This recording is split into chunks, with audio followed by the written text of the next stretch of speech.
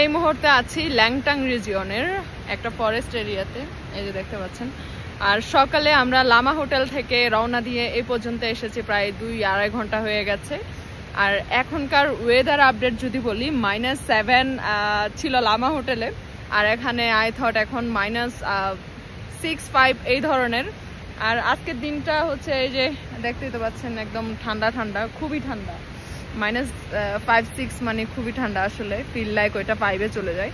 আর পাশ দিয়ে হচ্ছে ল্যাংটাং যেই রিভারটা আছে সেই রিভারটা যাচ্ছে। আর আমরা যেই সাইড দিয়ে যাচ্ছি এই সাইড দিয়ে হচ্ছে একদম ওই যে আমার হচ্ছে পিন বাবা ট্র্যাকটা যদি দেখে থাকেন, সেটাতে যেরকম নদী নেমে আসছে, এরকম নদী নেমে হচ্ছে ওইটা রিভারের সাথে যুক্ত হচ্ছে। সো কাইন্ড অফ আমরা মাঝখান দিয়ে হেঁটে যাচ্ছি, দুই পাশ থেকে একটা ঠান্ডা আসতেছে, ওই কারণে ঠান্ডার অবস্থাটা আরো বেশি খারাপ।